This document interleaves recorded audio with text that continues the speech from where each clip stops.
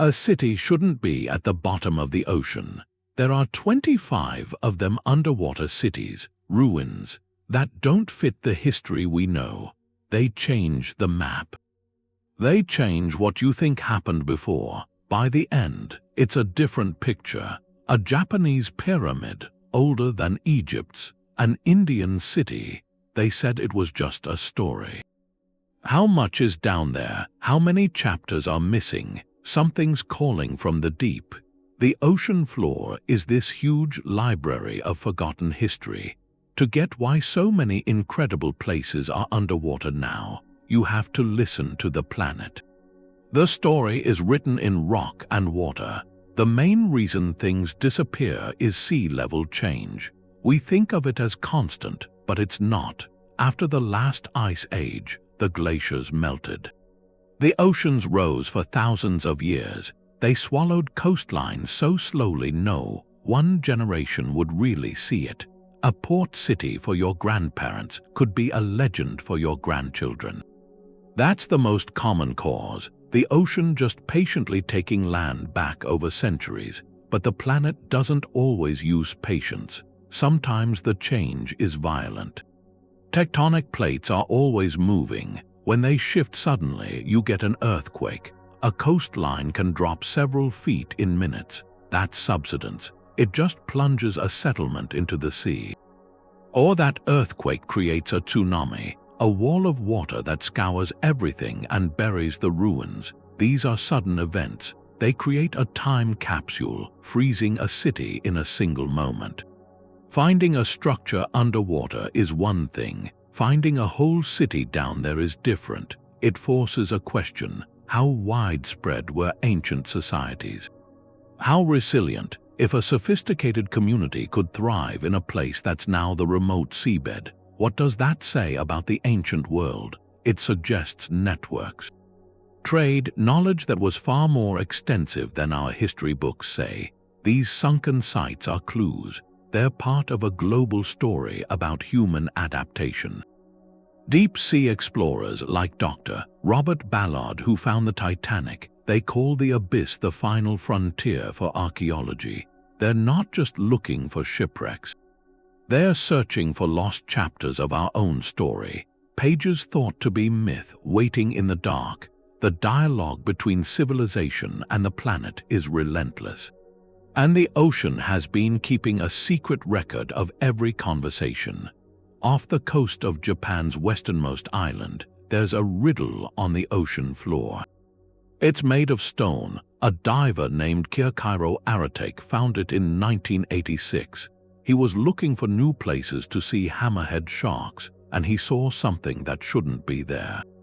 It wasn't a shipwreck, it wasn't coral, it looked like architecture. That's the Yonaguni monument. From above, it looks like a sunken complex. A central structure rises up in these massive, flat terraces.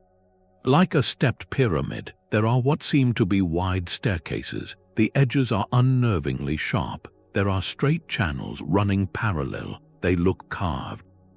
And on one wall, there's a feature. Many people describe it as a carved face. It's reminiscent of the moai on Easter Island, just staring into the abyss. The scale is what overwhelms you first. The main monument is over 150 feet long, about 80 feet wide. It rises nearly 80 feet from the seabed. This isn't a small arrangement of rocks, it's a whole landscape of stone, and it feels deliberately arranged. That feeling is the core of the debate. It's divided geologists and archaeologists for decades. Is Yonaguni a spectacular natural formation, or is it the work of human hands from a time before history? The argument for nature is compelling. The rock is sandstone. This region is seismically hyperactive. Earthquakes are constant. They fracture stone along natural plains. The ocean currents here are tremendously powerful. They scour and shape the sandstone over millennia, so the proponents of this view say every feature can be explained. Every right angle, every flat terrace, it's just relentless natural sculpting. They call it a beautiful example of marine erosion, a geological masterpiece that happens to look artificial. But then you look closer, you see two round holes side by side, perfectly drilled into a rock face. You see a trench. It runs in a straight line for dozens of feet. The corners meet at precise 90-degree angles. You see a platform so flat and level it seems designed for a purpose. Those who believe it's artificial point to these details.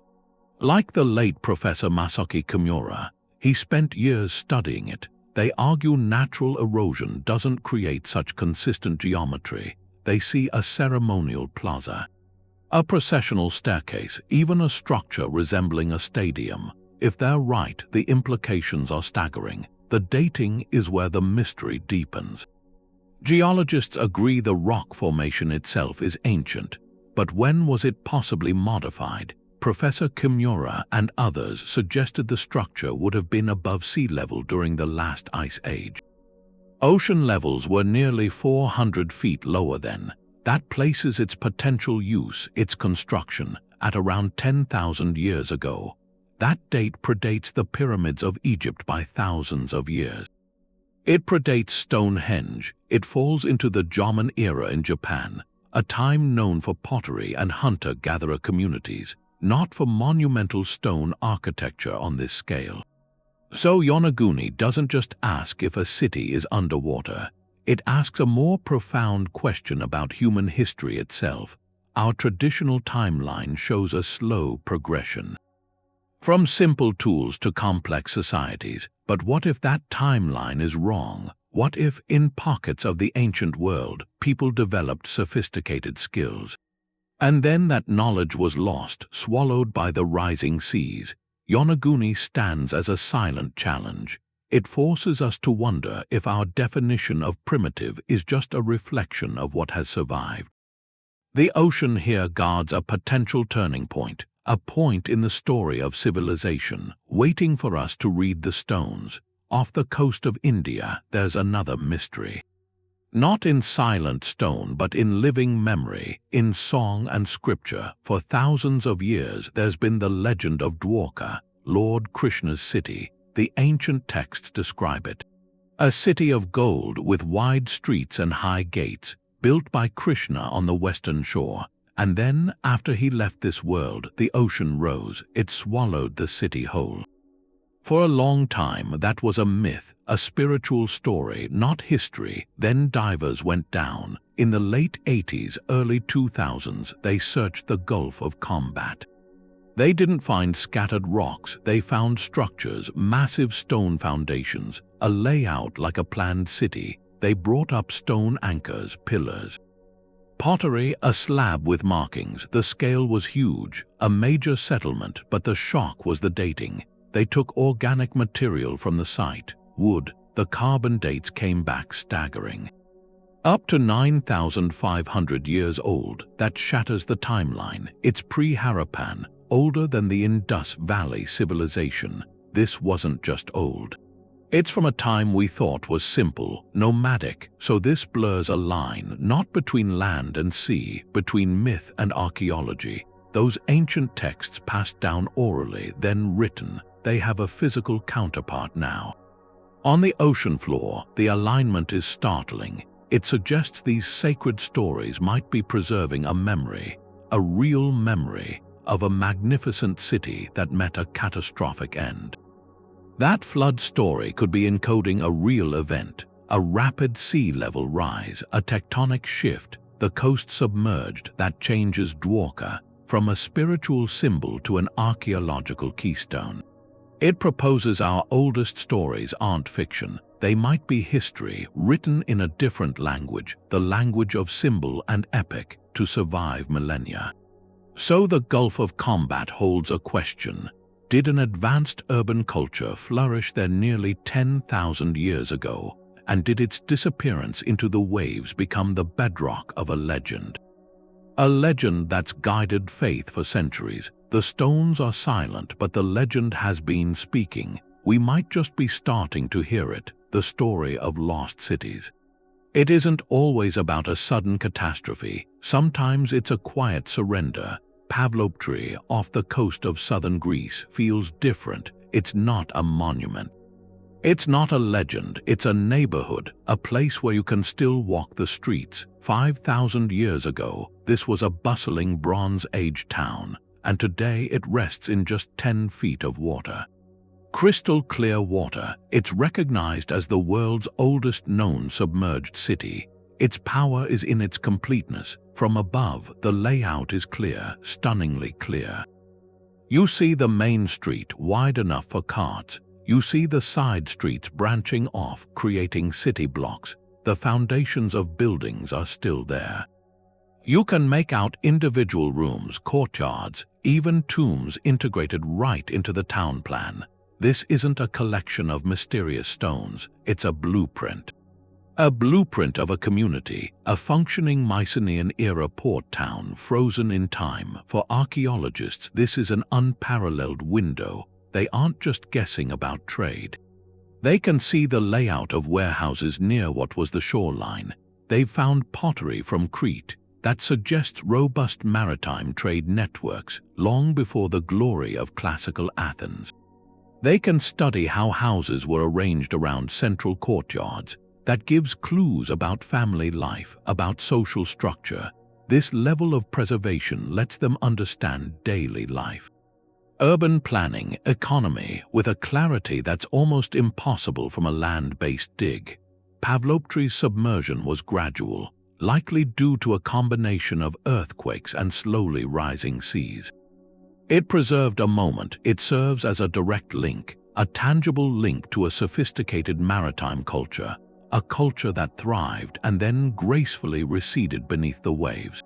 It reminds us that great civilizations have always lived in conversation with the sea. Their greatest achievements, their homes and markets, were often built right on the edge. And sometimes the edge simply moves. This city doesn't ask us to rewrite history. It asks us to see the continuity, to understand that the roots of what we call classical civilization are deeper and far more maritime than we often picture. Here, history isn't buried, it's just waiting, perfectly still, beneath a few feet of sunlit water. The Gulf of Khambhat has another secret. There's another discovery there, close by, and it's a different kind of thing. This isn't a city from stories or epics. This is a city of geometry. They used side-scan sonar, which maps the seabed.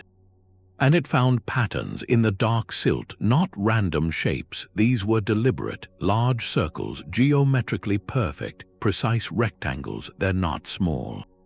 They span for miles, an order that feels planned. It looks like the footprint of a vast settlement, a metropolis designed with intention. The depth gives a clue to its age.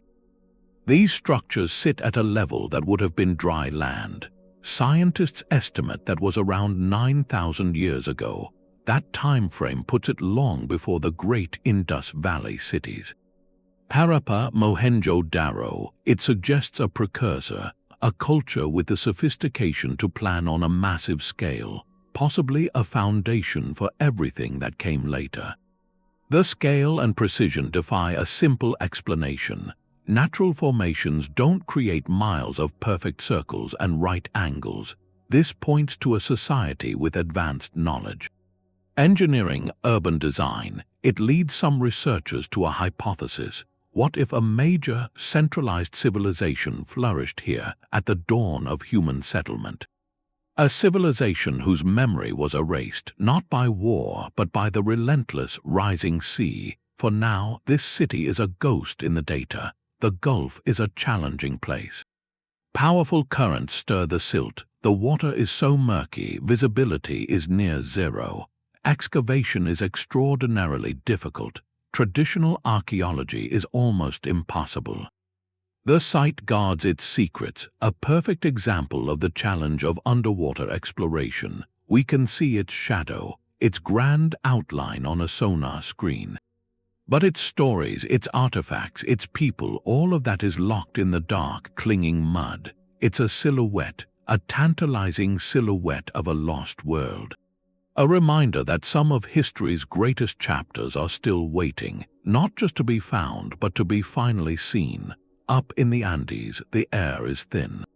The sky feels huge. Lake Titicaca on the border of Bolivia and Peru. It's the highest lake you can sail on, but it's more than that. It's like a mirror.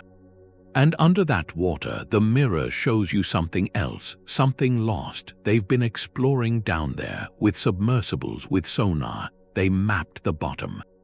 And they didn't just find rocks, they found a whole complex, a big one, enormous stone blocks, tons and tons of weight, set in geometric shapes. There's a paved road. Straight, it goes for more than half a mile over the silt. And then there's this terraced structure. It comes up from the lake bed. It looks like a pyramid. You can see the steps. This isn't random. The scale of it, the precision. It was a huge effort to move stones that size, to shape them at 12,500 feet. That's engineering. That means a society, one with knowledge, with leaders, with a reason to do it. They're still working on the dates, but it looks pre-Incan. Could be thousands of years older, which means the story we tell about early Andean civilization, it's wrong. The roots are deeper, more sophisticated. The stones are proof, and then there are the stories. The local people, Aymara and Quechua, they have legends about a city, Wanaku, sometimes they call it. Or the domain of a god, Tunupa.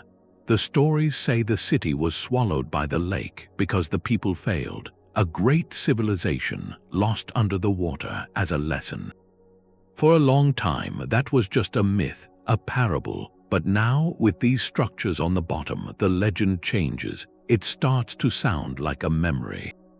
A way to explain something that actually happened. Maybe an earthquake that dropped the land. Maybe the lake level rose fast. A real place erased, so the lake holds two things now.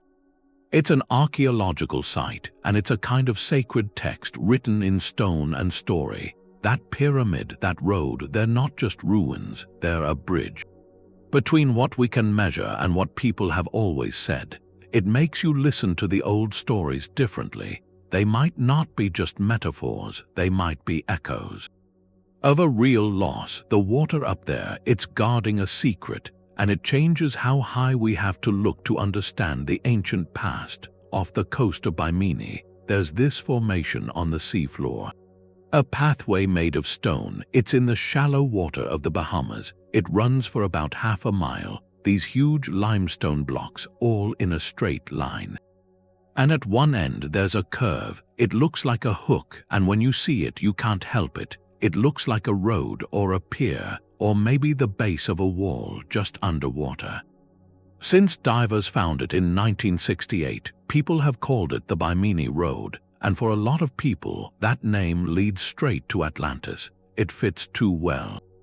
Plato talked about an island kingdom that sank into the Atlantic, and here in the Bahamas, you have what looks like a piece of drowned construction. For anyone looking for proof, this was it. Something solid on the ocean bottom. That feeling was electric. It felt like confirmation that the story might be real, not just a parable, but actual history. Geologists have another story. They say it's nature. The material is beach rock, sand and shells that cement together like natural concrete. When sea levels change, this layer cracks. It fractures in straight lines. That process is called jointing. So the alignment, the right angles, they can happen naturally. Currents then move the blocks, stack them.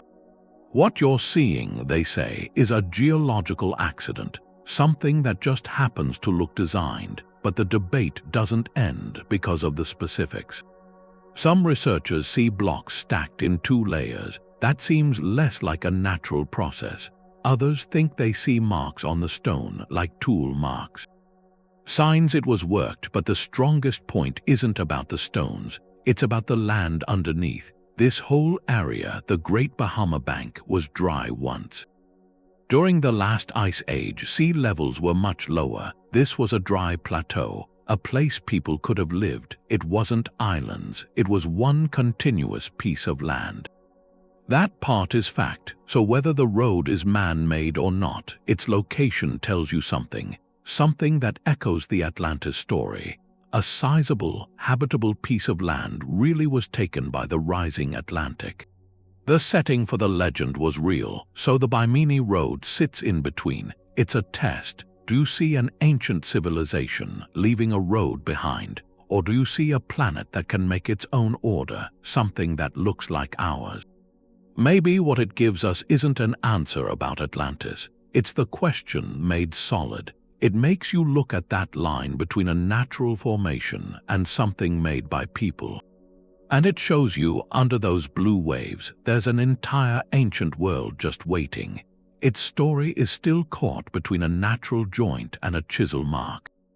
The Mediterranean has another city, a real one, not a myth, a place with a documented history that just disappeared. For centuries, Heracleion was a legend. Greek historians wrote about it, a wealthy port at the mouth of the Nile, the gateway to Egypt for Greek traders, where pharaohs welcomed foreign visitors. Then, around the 8th century, it was gone. The stories said it sank, but the sea gave no answer. For over 1,000 years, it was just a story, until the year 2000. Underwater archaeologist Frank Gaudio and his team, working from old clues, found it. They were surveying Abu Qir Bay near Alexandria, and the seafloor gave up its secret. Not just a few stones, an entire city preserved in the soft mud. It was an underwater museum. The scale was breathtaking. Colossal statues of a pharaoh and a queen, each over 16 feet tall, lying there on the seabed. Giant stone slabs covered in hieroglyphic and Greek decrees, dozens of small ceremonial boats, gold coins, delicate jewelry, and the remains of a grand temple to the god Ammon. One find captures the city's essence, a massive stone stele over 6 feet tall. It's a decree from the pharaoh in both Greek and Egyptian. It outlines the taxes and privileges for Greek merchants in Heracleion.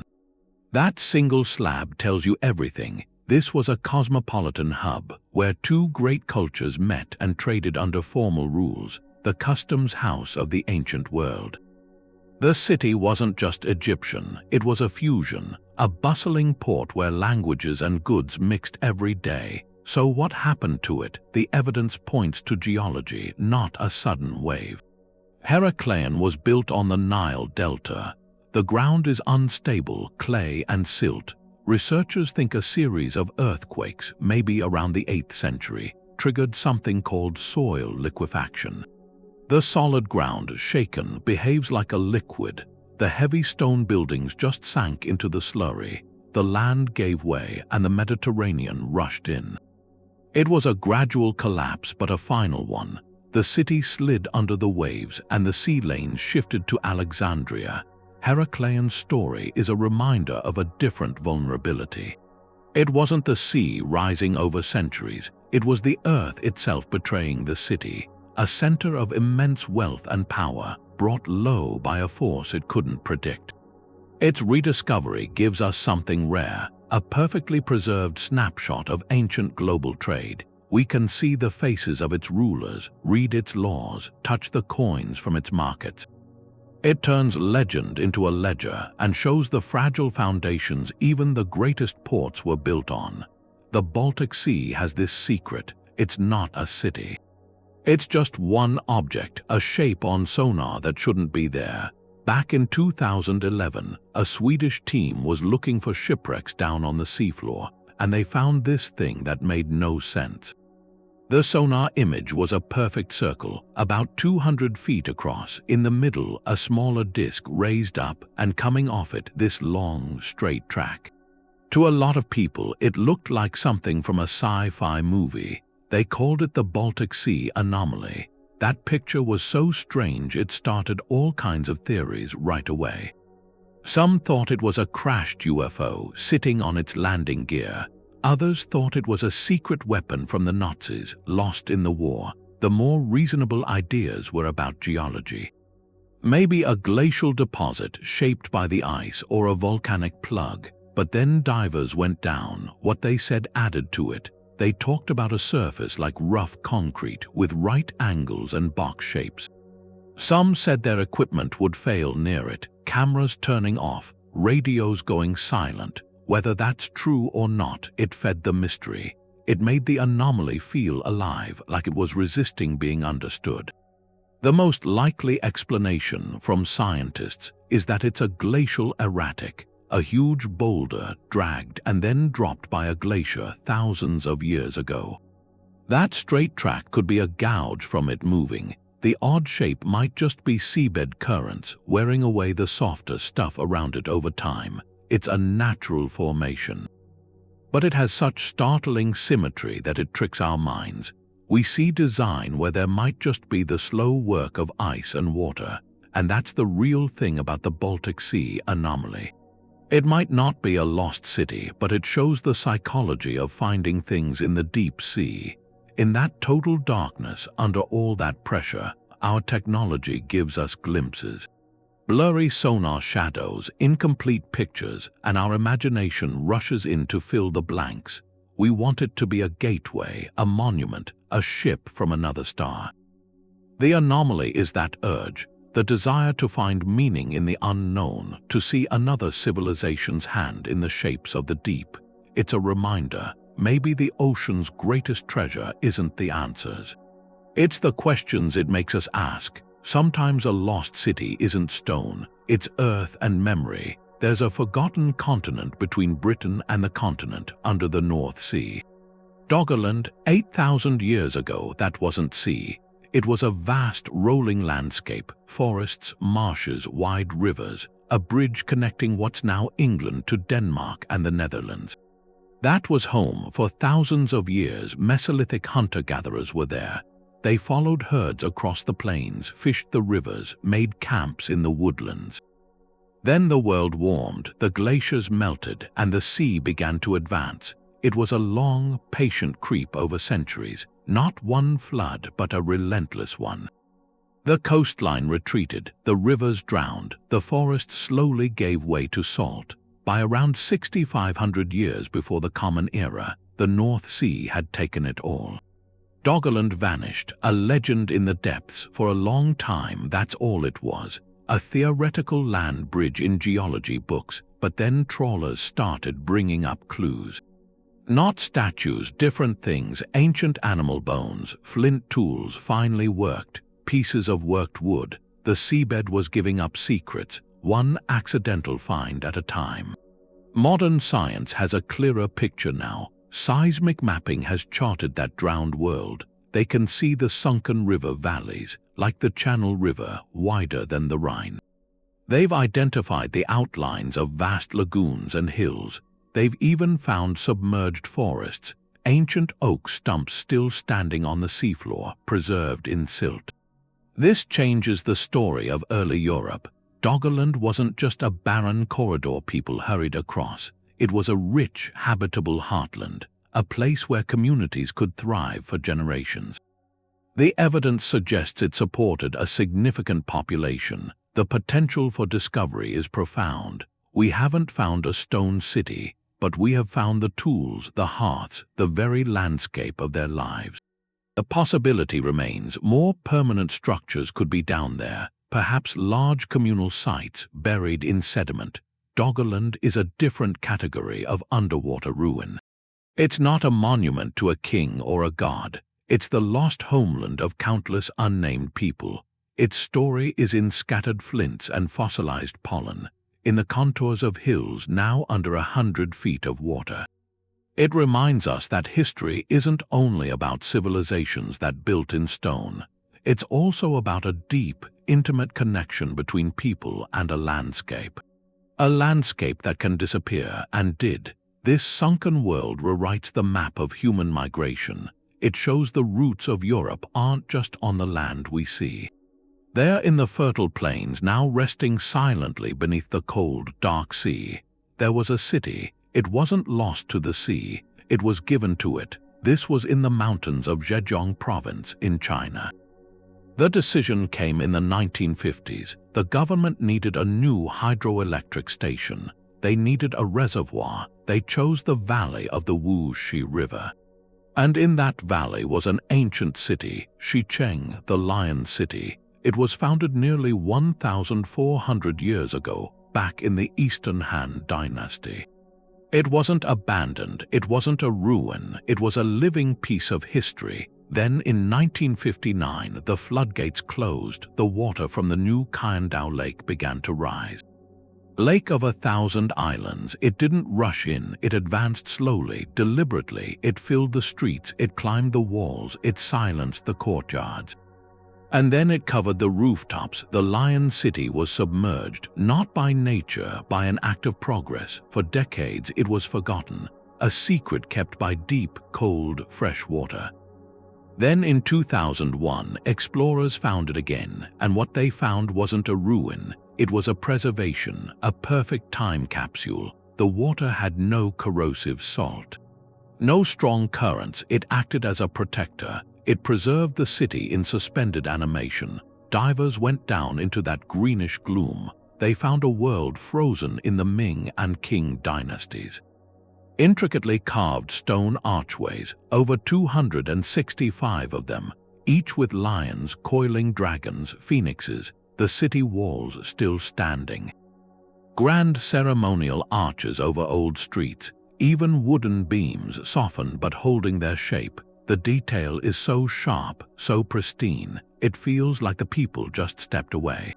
It creates a haunting beauty. Qingdao Lake is serene on the surface, a place for modern recreation. Tourists boat between forested islands, but 130 feet below their boats, there's an entire city. A sacrifice to the 20th century, a monument to what was gained, and a ghost of what was let go. The Lion City shows a different kind of loss, not from catastrophe. Not from time, from a conscious choice, a trade for power, for water, for the future, a deliberate drowning. Now it's a protected site. Teams map its silent plazas. They document the carvings. It gives historians something rare, a complete snapshot of late imperial Chinese life. We can study the city planning, the architecture, the art without later reconstruction, without decay. The water that took it also saved it, from wind, from sun, from modern development. In its silent, underwater museum, the Lion City asks a question. How do we weigh the past against the needs of the present? What do we choose to preserve when progress asks for a sacrifice? The answer is down there. In the deep, holding its breath, waiting for us to look. The depth is what gets you first, 2,200 feet. That's not the Mediterranean. That's the permanent dark of the abyss. Off Cuba in 2001, a Canadian and Cuban team was mapping the seabed. Their sonar showed something no one expected. Not wrecks, not mountains, symmetry. At that depth where life is sparse and the pressure is immense, the instruments showed clean lines, geometric shapes. The formations looked like massive, smooth blocks. Some were in vast circles, others in what seemed like stepped pyramidal patterns. The scale felt monumental. Not a single building, more like the layout of a city plan written in stone on the ocean floor. The question is origin. Could nature do that? Create such order down there? Geologists talk about fracturing, subsidence. They say it could be an ancient sandstone plateau, broken by tectonic forces over eons. Mainstream archaeology says be cautious. The evidence is a sonar image, intriguing but not excavated artifacts. It's a hypothesis, not a proven city. But the details are captivating. The reported smoothness of the stone, the way the blocks seem organized into patterns, like a ceremonial center, a grand plaza. The size of the individual formations, some said to be as big as small pyramids. This doesn't look like random collapse. It feels arranged. Then there's the depth. 2,200 feet. For this to be built by human hands, it had to be on dry land. Sea levels haven't been that low since the peak of the last ice age. That puts its construction at a minimum of 12,000 years ago, possibly older, much older. That timeline changes everything. It predates every known civilization in the Americas by thousands of years. It's from a period we call the time of small, mobile hunter-gatherers. The idea that a society capable of that stonework existed in the Caribbean, then that wouldn't just add a chapter to history. It would require a whole new book. The Cuban deep-sea ruins are the ultimate frontier of this. They're in a place almost inaccessible to us, profound darkness. Immense pressure, they offer no answers, just a question. They challenge our timeline of human achievement in the Americas. They whisper a possibility that a sophisticated culture rose, built monuments on a coastline, and vanished so completely that only the deepest ocean remembers. For now, they're a ghost in the sonar data, a pattern in the dark, a sign of how much of our own story might still be waiting, not buried in sand, resting in the silent, weighty dark of the abyss. The sea preserves more than cities. It can hold a village intact in its details. Off the coast of Atlit, in Israel, the Mediterranean holds a settlement from before written history. Atlit Yam, a Neolithic village, it's been on the seabed for over 8,000 years. This wasn't a grand metropolis, it was a community, a place where families lived and worked. They faced challenges we'd recognize. What's left is a complete portrait of early settled life. Archaeologists found stone house foundations, arranged in a clear plan. They found flint tools, animal bones from domesticated cattle and pigs, evidence of cultivated wheat and barley. This was a farming and fishing society. Self-sufficient, rooted to that spot on the coast, but then there are other structures. A monumental stone circle, 7 massive megaliths, each over a ton, arranged in a semicircle around a freshwater spring. This wasn't for shelter, this was for ceremony, a place of gathering, meaning beyond daily survival. Nearby, a deep, stone-lined well, over 15 feet deep. An engineering feat to secure fresh water.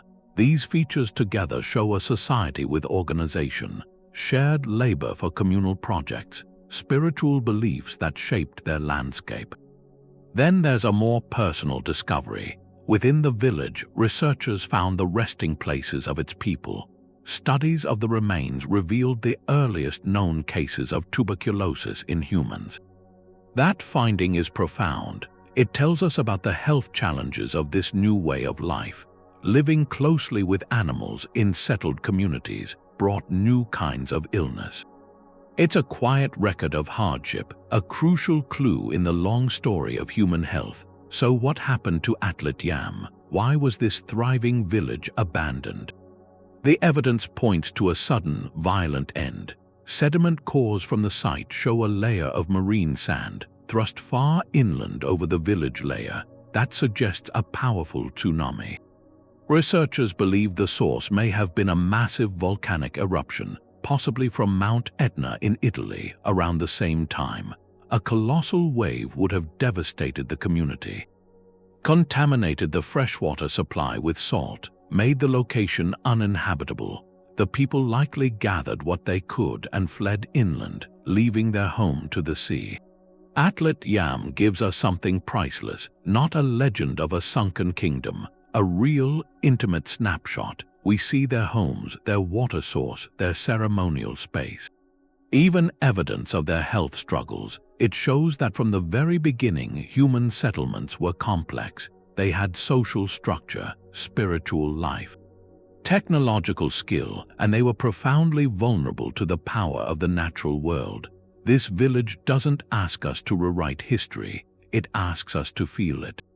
To see the dawn of our own story preserved in silent detail on the ocean floor. Helike, its story is written in stone and in superstition. For the Greeks, its end wasn't a mystery. It was a message. This was in the winter of 373 BCE. Helike was a powerful city-state then, a leader in the Achaean League, wealthy, a center for the worship of Poseidon, the god of the sea, of earthquakes. And then, in one night, it was gone. Ancient historians wrote about it, Strabo, Pausanias. They recorded 5 days of signs before it happened, serpents and mice fleeing the city, flames appearing in the sky, and then the catastrophe hit, a massive earthquake. The ground shattered, the city crumbled, and right after, a gigantic wave came in from the Corinthian Gulf. It swept over everything. It dragged what was left of Helike into the sea. Every person was lost. To the Greeks, the meaning was clear. This was divine punishment. Helike had angered Poseidon. The story became a legend after that, a moral tale about hubris, and for more than 2,000 years, the physical city was just lost. Its location faded into myth. It became a ghost in old texts. Then, in 2001, after decades of searching, a team found it, not underwater, buried, under about 20 feet of coastal silt and gravel, inland from the modern shore. What happened was the earthquake caused the ground to liquefy. The city sank into that slurry. Then a river delta buried it. Time did the rest. The discovery was a meticulous validation. Archaeologists found building foundations, pottery, coins minted in Helike itself. They mapped the streets. This wasn't a vague legend anymore. It was a precise archaeological crime scene. The evidence matched the ancient descriptions perfectly. Helike gives us a sobering case study. It shows with clinical detail how a thriving, sophisticated city can be erased from the map in hours. Not by invaders, not by decay, by the ground itself turning against it. The Mediterranean is a cradle of civilization, but its geology is volatile. Plates grind. Stresses build and release. Helike is a monument to that instability. It reminds us that the forces which shape our landscapes are the same ones that can unmake our greatest achievements. Its ruins are a quiet lesson. They tell us that sometimes the stories our ancestors told weren't just myths. They were the only way to explain a reality too terrifying to comprehend. The earth shook, the sea roared, and a city of power simply ceased to be. A stone can change a map. There's a place between Sicily and Tunisia on the seabed. A silent giant there, a monolith over 39 feet long. It's resting at a depth of 130 feet, and it's not a boulder, it's a crafted object. 3 regular holes are cut straight through it, one at each end and one near the middle. The edges are sharp. The surface shows clear marks, deliberate marks from human tools. This stone was quarried, shaped, engineered. It was meant for something, and it's been waiting on the seafloor for a very long time. Dating puts its creation around 10,000 years ago. That fact is a tremor, 10 millennia. That's a time when the Mediterranean is pictured as sparse with small, mobile groups, not a place where people moved 30-ton stones. Not a place where they drilled perfect holes through them. That kind of work requires more than strength. It demands planning, a shared goal, a society organized enough to direct that much labor toward something that wasn't just shelter. Wasn't just a tool, it was a monument. Its location tells the second part. It wasn't dropped into the deep sea. It was found on the Pantelleria Vecchia bank. Today, that's a submerged plateau. But 10,000 years ago, with sea levels lower, it was an island, a dry piece of land in the Sicilian Channel. The monolith was erected there on solid ground by people who lived on that island. Used that island, it was part of a landscape, maybe a marker for navigation, an astronomical aligner, or part of a larger ceremonial site, a single piece of a megalithic complex we can only guess at. Then the waters rose, the island slowly drowned. The monolith was left standing, then toppled as the sea claimed its base. It lies on its side now, a sentinel for a lost world. This changes how we see the central Mediterranean. We knew of the stone temples on Malta, but those are dated to around 5,600 years ago. This monolith is nearly twice as old. It suggests the roots of monument building run far deeper and were far more widespread than our records show. It provides something the sonar images of larger cities sometimes lack. Concrete proof, tactile proof. You can touch the tool marks, measure the holes. There's no debate about whether it's natural. The human intention is carved into its surface. This one stone is a data point, A hard, undeniable fact that a sophisticated coastal culture existed here at the end of the last ice age, a culture with the technical skill and social structure to alter their landscape. In a permanent, massive way, what happened to them? Did they see their island shrinking? Did they move their communities to higher ground, carrying the memory of their sacred stone with them? Or did they fade away, their achievements swallowed by the rising blue, leaving only this one heavy clue? The monolith doesn't answer that. It just states with immense weight that they were here. They built, and the sea, which now cradles their work, holds the rest of their story in its silent, dark embrace. The legend was always there, carved into the memory of the coast. For centuries, people in Mahabalipuram in southern India, they talked about 7 pagodas, 7 temples. They said they gleamed like jewels along the shore. One temple was still there, the shore temple, a UNESCO site, but the other 6, the story said, were claimed by the sea. A great flood took them, lost to the waves as punishment. It was a tale, a poetic explanation. Then, in December of 2004, the ocean answered. A devastating tsunami hit the coast, a force of unimaginable power and sorrow. In its wake, as the water pulled back from the shore near the standing temple, it scoured away the sand, vast layers of it, and what was revealed wasn't smooth seabed. It was architecture. The retreating waves exposed stone structures, large and scattered, fallen walls, rows of pillars, complex brickwork. The sea pulled back a curtain. And there was the proof. The 6 lost temples weren't just a story. They were real. They'd been waiting just offshore. All along. Later, archaeology took over. Sonar, diving surveys, they mapped it. They confirmed ruins, man-made ruins spread over a large area, the remains of a major port city from the Pallava dynasty. Flourishing around 1200 years ago, the scale suggests a hub, a wealthy, bustling place for trade and devotion. Much of it gradually succumbed to the rising sea. The event holds a duality, a painful one. The same catastrophic force that brought immense loss also acted as a brutal, revealing agent. It validated a folklore that had persisted for generations. It turned myth into documented history in a single, turbulent day. This site is a testament to the layered nature of truth. Sometimes history isn't only in texts or excavated by trowels. It's kept alive in the stories of a community, whispered across generations, until the moment the earth itself decides to show its hand. The submerged temples of Mahabalipuram remind us, our past is often just below the surface, and the line between legend and fact can be as thin as a layer of sand. The North Sea has another ghost, one made of earth and memory. Along the German coast in the Wadden Sea, the tide goes out. It leaves this huge, rippled plain of mud and sand. And in that temporary landscape, the legend of Rungholt comes back. For a long time, it was just a story for children, a warning. They talked about a medieval trading town, incredibly wealthy. A place where merchants and sailors got rich from trade all across the north. But the stories said the people became arrogant. They lived in sin. They mocked the church. They lived with too much. So the tale says divine punishment arrived as a monstrous storm.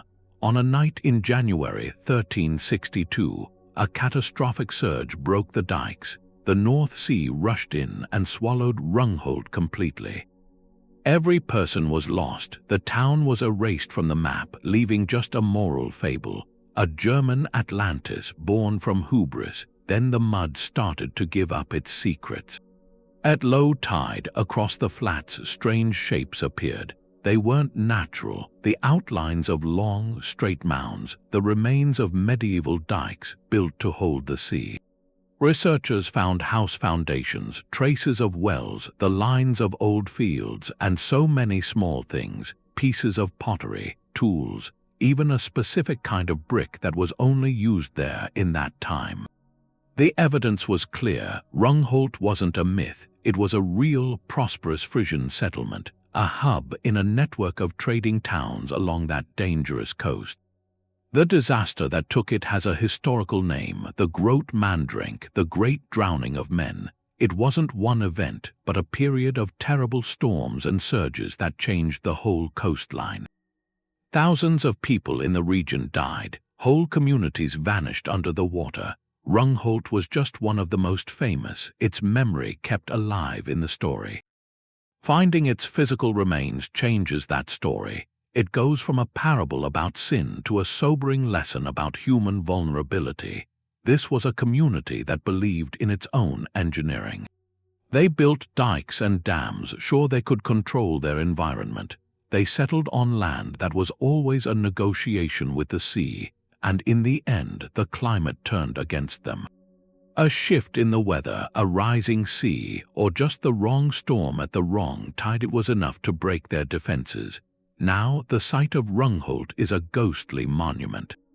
It exists in 2 states. At high tide, it's just open water, no sign of anything. But when the water pulls back, the mudflat becomes a museum. The faint outlines of the lost town whisper from the silt. You can walk where its streets were, knowing there's a complete medieval world under your feet, preserved in that airless mud. Its story isn't just about punishment anymore. It's about resilience and the limits of resilience. It's about that eternal, fragile balance between human ambition and the raw power of the natural world. A balance that, as the tides show us twice a day, is never permanently one. The water in this bay is so clear, it's almost like flying. This is off Crete, the northeast coast, in a sheltered spot called Elaunda. And you don't need much to find a lost city here, just a mask and snorkel. This place is Aulis. It was a Dorian city-state once, a powerful one, a busy port. It had its own coins, its own laws. Ancient writers mentioned it. Now its streets are paved with sunlight, just a few feet of turquoise water over them. You can glide over the ghostly grid of a city that was thriving 2,000 years ago. The layout is still there, startlingly intact. Wide paved roads still straight, marking out the city blocks. You see the low stone foundations, houses, shops, public buildings. That orderly plan, it speaks of a confident community, a really organized one. There's a sunken cemetery, too. Stone-lined tombs sitting in the seagrass, a quiet memorial space. Now it's fish that visit, not mourners. Aulis didn't sink in some violent event. It was a patient surrender. Seismic activity in this region, the land sinking, millimeter by millimeter over centuries. The sea advanced so slowly the city's structure was never shattered. Just gently embraced, and that slow process is why its map is so perfectly preserved. It offers a kind of time travel that's uniquely accessible. It's not in the crushing deep. Aulis is right there. Anyone can float above its avenues, peer into its rooms. It creates a direct connection, almost intimate. You're not looking at a sonar image or a video. You're witnessing it with your own eyes. The water magnifies the ancient stones. It blends this profound history with the serene beauty of the Mediterranean. Few places do that. Aulis makes the past feel present, touchable. It reminds you these lost cities aren't always secrets of the abyss. Sometimes they're right below the surface, waiting in the light for anyone who's willing to look down. The Yucatan Peninsula, its history is held in a different kind of depth, not under the open ocean but inside the earth. These are the cenotes. They're sinkholes where the limestone bedrock has given way, opening into these huge, flooded caves below. To the Maya, they were sacred. Portals to the underworld, places for ritual, for offerings. The sacred cenote at Chichen Itza, that's the famous one. Objects of gold and jade were given there. Human offerings, too, given to the gods, but the water here preserved more than just ceremonial things. It captured an entire ancient world in stunning detail. This is a vertical submersion. It's not a coastline slipping sideways under the sea. It's a landscape that flooded from below. When the Ice Age ended, sea levels rose, and the groundwater table in the Yucatan climbed with it. It slowly filled these immense caverns, drowned them in crystal-clear freshwater. The environment inside is a perfect time capsule. No light, little oxygen, constant temperature. Organic material that would vanish in days on the surface can last for millennia. A site like Hoyo Negro shows this. The black hole, deep in a labyrinth of caves, divers found a complete skeleton. A young woman, researchers named her Nea. Her story is profound. Analysis shows she lived over 12,000 years ago. From the earliest peoples to reach the Americas, her remains were preserved pristine, along with bones of extinct animals. The giant ground sloth, she had fallen into the pit. A tragic accident, and the rising waters sealed her there. Her discovery provides a crucial genetic link.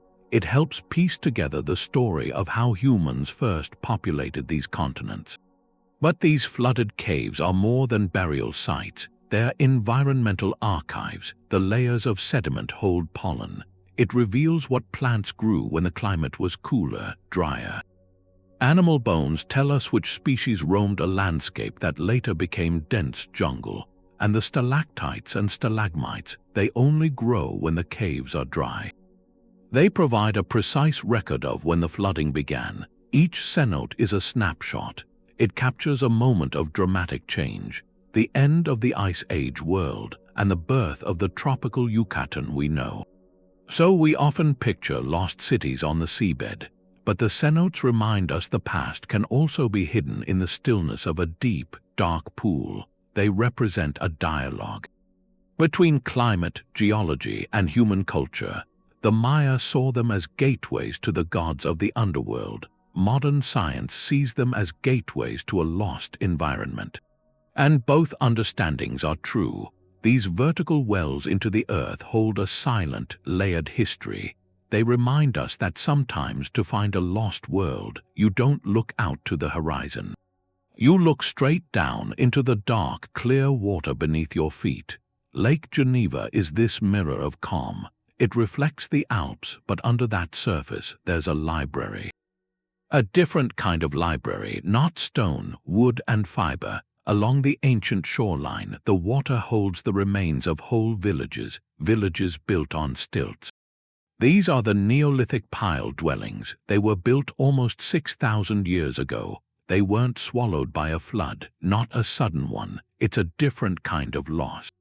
A gradual one. People built their homes on wooden pilings right at the water's edge. It was a brilliant adaptation. It gave them defense, access to fish. A natural barrier against pests. These communities thrived for generations. Then, over centuries, the lake level rose. Slowly, the water crept up. It eventually covered the abandoned posts and platforms.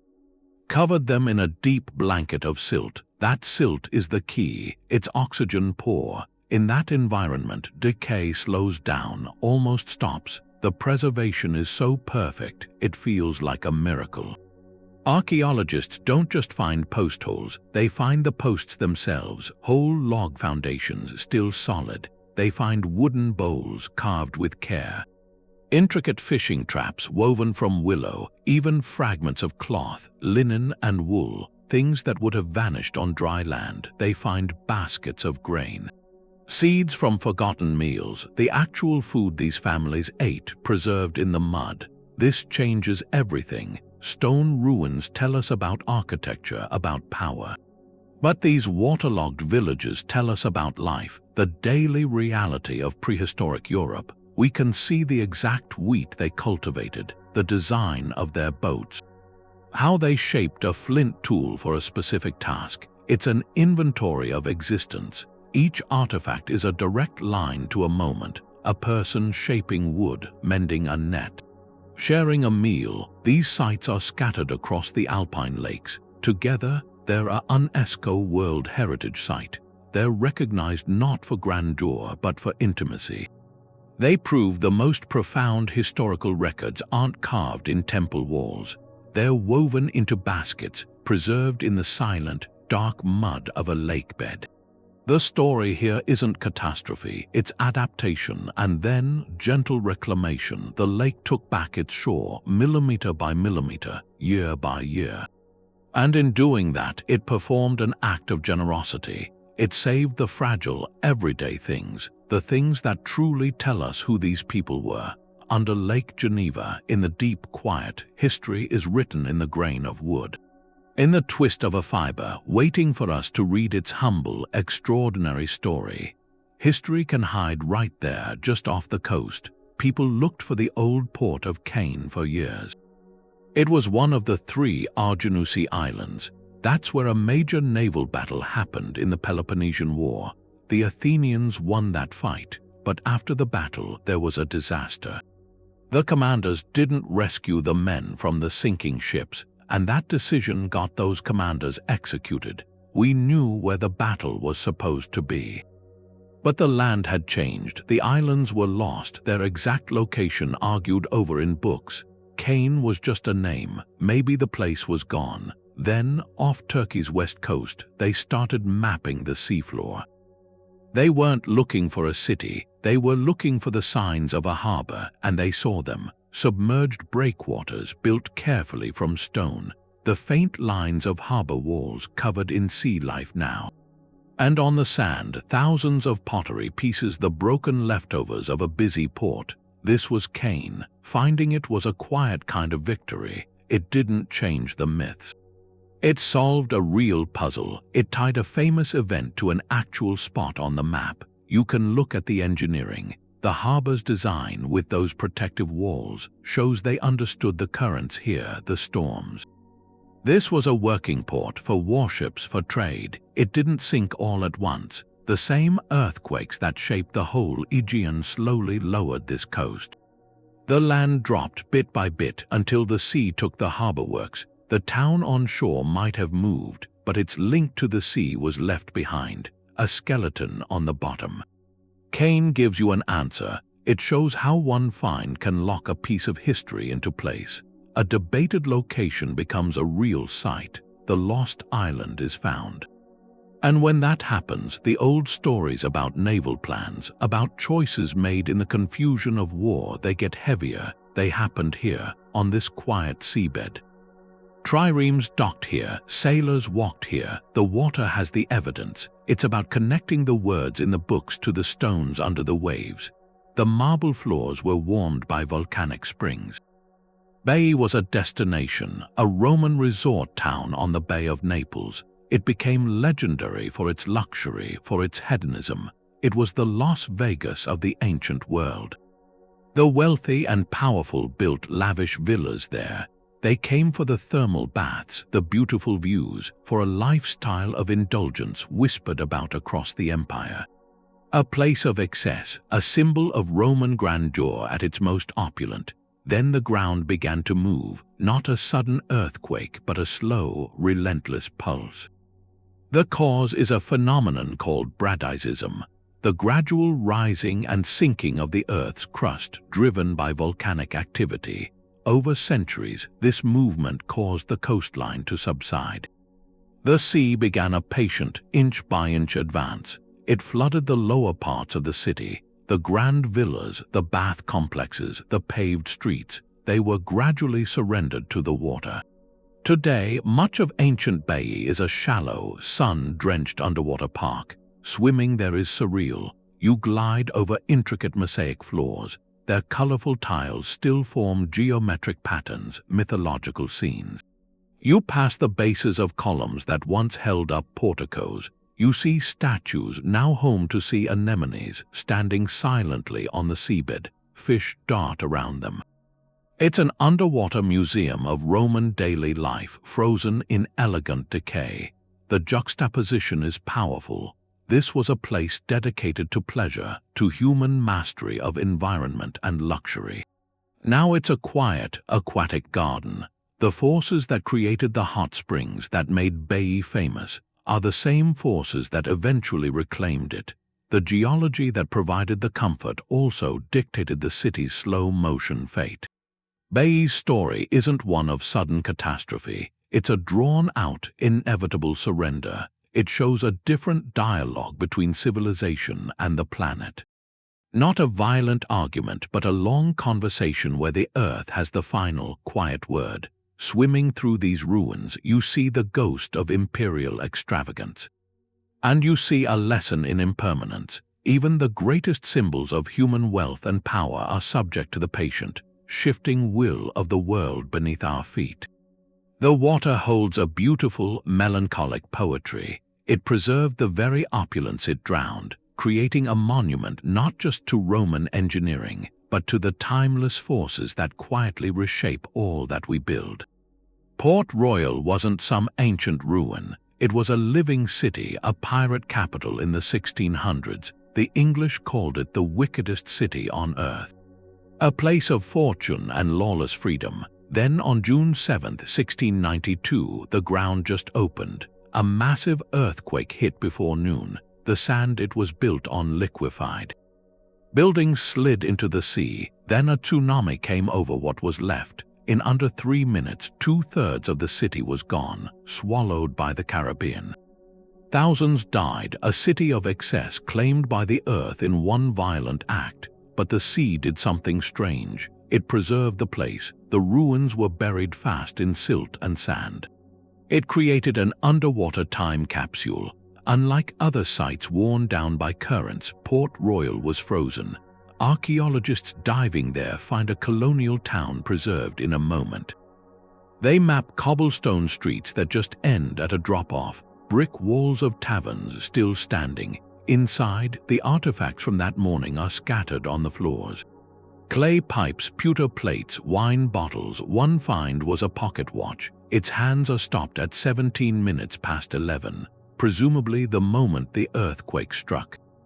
The moment its owner died. That level of detail gives us a snapshot, not of myth but documented history. We have written records of the city's debauchery. Now the archaeology shows its mundane reality too, the tools of everyday life, right alongside the evidence of great wealth from piracy. It's a complete cross-section of a 17th century port. From the grand to the ordinary, all suspended, Port Royal's story is a different lesson. It's not about forgotten knowledge, it's about the sudden, absolute power of natural forces. To rewrite human destiny, a city at its peak of infamy erased in an afternoon. Its rapid burial gave it a unique integrity. Every artifact, every fallen wall, tells a precise story of a society interrupted.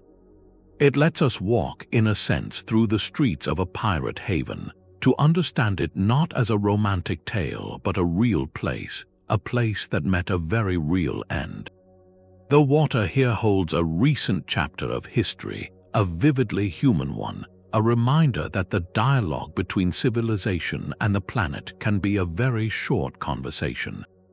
And a very final one. The Norwegian Trench is cold, deep, and on the sonar maps you see these shapes, large circles, almost perfect circles of stone. And then lines nearby, straight lines, long lines like walls. They're down where the light doesn't reach, but that's the thing, that trench wasn't always underwater. At the end of the last ice age, sea levels were lower, much lower. What's the North Sea now was dry land then, plains, and this trench was probably a fjord. Or a deep river valley, a place where people could have lived, where they could have built. The dating, if it's right, goes back more than 10,000 years. That's the Mesolithic. The textbook story for that time is small groups, mobile hunter-gatherers, following herds using temporary shelters, but stacking stones into big circles, building long walls that doesn't fit. That would mean rethinking them. Moving those stones takes planning. It takes a community working together on a long-term goal. It suggests a settlement, a connection to a place we didn't think they had. So what were they? The circles, they look like fishing traps, weirs maybe, for a river that's gone. They could be foundations for bigger dwellings, something more permanent than tents. Or maybe it was ceremonial, marking a place in a world that was changing right in front of them. And that's the context. Their world wasn't static. They were watching it transform. The glaciers were retreating. the land itself was rising, rebounding from the weight of the ice. And at the same time, the meltwater was pouring in, the sea was advancing, their home was being pushed and pulled in two directions at once. To build something substantial in that uncertainty, it's a statement. It's resilience. It says they belonged to that place, even as the water came to take it back. The research is just beginning. It's deep down there. It's cold. For now, they're just shapes on a screen, ghosts in the data. But if they're real, it changes the story. It means human ingenuity facing a changing climate. It's older than we thought. More sophisticated, the first people there, they might have left more than tools and campfires. They might have left monuments, sitting in the dark now, waiting. Agios Petros is a small island, a dot in the northern Sporades. Today, waves hit its rocky shore, but below the water, the story is different. This was a Neolithic settlement. A home for families over 7,000 years ago. Archaeologists digging there found the quiet evidence: stone tools shaped for daily work, simple pottery for cooking and storage. And the bones of animals they kept, sheep, goats. This wasn't a city of kings, it was a village of farmers and fishers, a place of routine, and part of that village is now underwater. Not from a sudden quake, from a patient, global force. Its partial submersion is a textbook example of eustatic sea level rise. That's the global increase in ocean volume. From melting ice sheets and from warming water expanding. After the last ice age, this didn't happen overnight. It was a relentless, inch-by-inch advance over thousands of years. For the people there, the change would have been almost invisible in a single lifetime. A favorite fishing spot might slowly become too deep. A stretch of beach for children might shrink season by season. There was no single day of disaster, just a slow, inexorable retreat. This site holds a different kind of power. It stands for the countless smaller communities. The everyday places whose stories were never written in poems. They didn't have grand monuments to sink. They had homes, fields, and hearths. Their loss wasn't a dramatic event for historians. It was a slow-motion farewell, a quiet negotiation with a changing world they couldn't win. For every legendary sunken city, like Heracleion or Pavlopetri, there are hundreds, maybe thousands, of places like Agios Petros.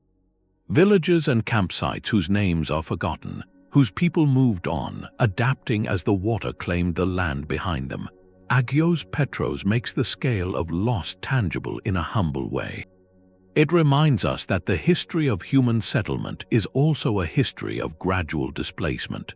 Our ancestors were constantly mapping and remapping their world against a moving shoreline. This small island offers a quiet lesson. The great cataclysms that swallow cities in a day capture our imagination. But the true story of our relationship with the sea is often written in these slow, incremental chapters. In the gentle, relentless rise of water that, over centuries, redraws the map of home. Nan Madol. It's in the remote Pacific, a city that doesn't make sense. Built on a coral reef off Pohnpei, a maze of more than 90 little islands, all man-made, connected by canals, and it's all built from these giant basalt logs. Each one is a prism, 5 or 6 sides. They quarried them from the other side of the island. The scale is hard to grasp. Millions of tons of stone moved across water. Stacked without any mortar, it's called the Venice of the Pacific, a place for chiefs and priests. Its origins are more legend than fact, but the mystery gets deeper. Local stories have always said the city went further, that there were walls and platforms now under the lagoon, and exploratory dives have seen things. What look like more of those basalt columns, lying in ordered patterns on the seafloor, which suggests something, that the city we see, the magnificent ruins, are only part of it. That a larger section of Nan Madol, maybe an older one, is underwater now. That possibility changes the enigma. If it's true, it means the builders were dealing with a changing shoreline. Maybe they built right at the water's edge and watched it slowly encroach, or maybe they built out into the lagoon on purpose, a harbor or a ceremonial space that later was taken by the waves. Dating Nan Madol is already difficult. Estimates go from the 1st century to the 8th. A submerged section could push the earliest phases back even further. To a time of different sea levels, it turns Nan Madol from a static ruin into a kind of conversation, a dialogue with the ocean. They mastered this huge engineering challenge, moving those impossible stones, only to face a slower, greater force, the rising sea itself. To stand in its silent canals is to feel that mystery, and to look into the blue water around it is to wonder. What other walls are down there? What other stories? This city is already a testament to forgotten ingenuity, but its deepest secrets might not be on the islands. They might be in the lagoon, held just out of sight. There's a connection between the step pyramids of Yonaguni and the pirate dens of Port Royal, these 25 places underwater. They show something. Human history isn't just a line on land, it's tied to the ocean. These ruins aren't just oddities, they're evidence. They show how adaptable our ancestors were. Their triumphs, their sudden tragedies, things they achieved that we forgot, now sitting in the dark. It challenges a kind of arrogance, the idea that our history, the one written on the land we see, is the whole story. It isn't. The ocean floor is the other half of the archive. It holds the chapters we lost, to rising seas, to earthquakes, to time. These places make us redraw the maps, not just of where things were, but of what was possible. Societies that thrived where we didn't think they could. They built monuments in ages we called simple. They made networks across waters we saw as barriers. Looking ahead now, these sites aren't just echoes, they're reminders. This planet is alive, it's dynamic. Sea level isn't a fixed line, it's a conversation. Our ancestors listened to that conversation. Sometimes they built glorious cities right at the water's edge, betting against the tide.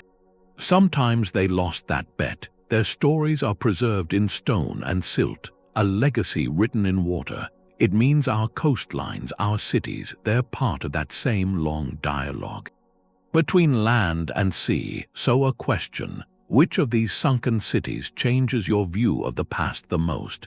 Does the geometry in the Gulf of Khambhat rewrite the dawn of civilization for you? Or do the streets of Pavlopetri make the ancient world feel close, startlingly close? If these mysteries held you, there are more, many more.